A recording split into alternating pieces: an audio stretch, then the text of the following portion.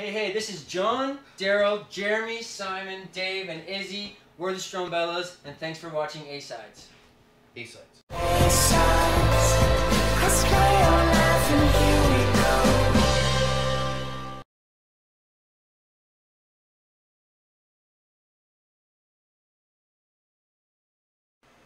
There's not too much of a backstory, to be honest. I kind of wrote it like I wrote almost all the songs I make. It's just you play around the guitar and something cool comes up, and then you kind of go from there. One thing kind of cool about it is the bridge part that kind of goes na na na na na. That part, if you know the song, I wrote it right after I watched Indiana Jones and the Last Crusade. You know, the part where he gets the right cup and he drinks the good one, and so I run to my computer right after watching that and tried to write an inspirational movie theme part on the violin, like Indiana Jones, and so that was the bridge, and it sat on my computer for about a year, and then we didn't have a bridge for Spirits, so we were like, hey, what about that Indiana Jones theme song that you were working on, and that's how it kind of came about, so that's weird, I guess.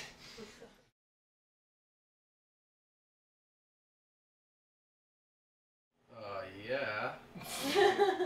I've never been pregnant, so I don't know. Yeah, I don't think any of us have, unless you guys are hiding something.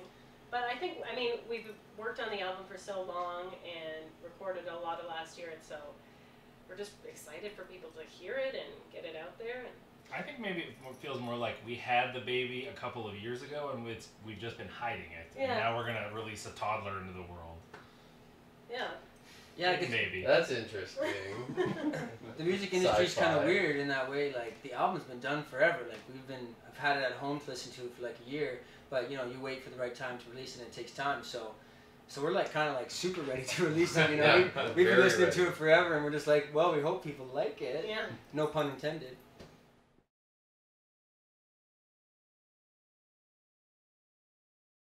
No, we did not take a selfie with Guillermo, and the whole experience was incredible. The highlight for me was when Jimmy laughed at my shirt.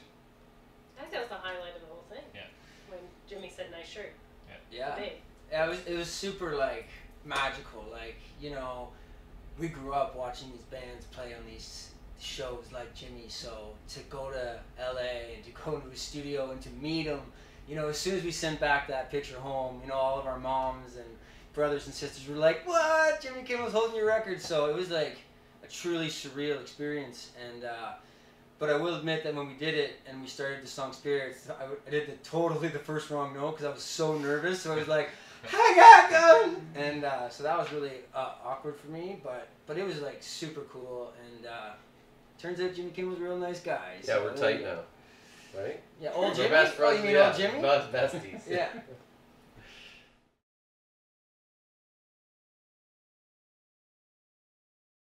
Well, there's this whole campaign in Cape Breton to try and convince people to move there, which is in like the eastern, probably the most stereotypical Canadian part of Canada. Yeah, if Trump wins. If Trump wins, so yeah. I don't know, I just like seeing Cape Breton get some love and get some international news attention. That's pretty cool. That's a positive thing that's come out of.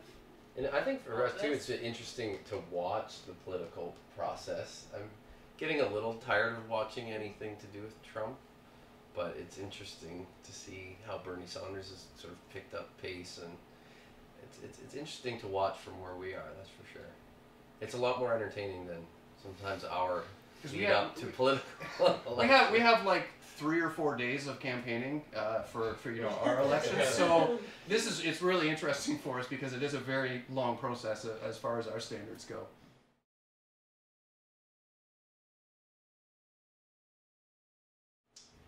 Don't start a band. No, I'm just kidding. For John's 1-year-old son. Eat your fruit and vegetables is a biggie. Well, that's being said, Daryl grew up on hot dogs, and he's like a bull, so that's a hard one. But now I can't let my kids do that. Yeah, totally. I would just say, you know, get away with everything you can. You know, find a secret passage to the cookie cupboard that your parents don't know about. That's key. And make friends with everybody. You can't see it in the shot, but there's a little piece of graffiti over that says "Think about your dad tonight." It's really sweet. So maybe in a few years, think about your dad.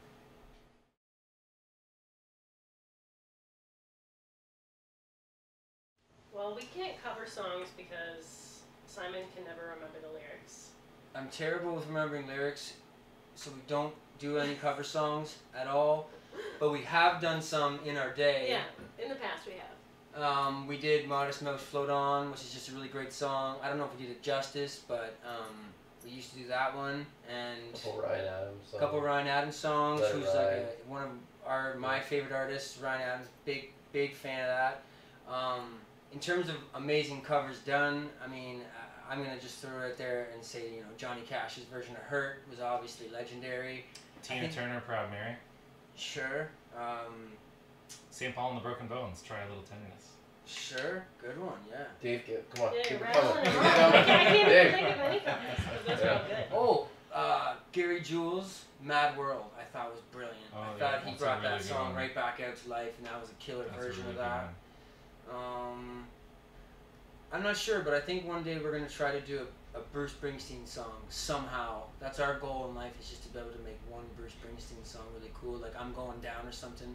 But it's probably not going to happen It's a high bar. for a while, so Like 30 years. yeah.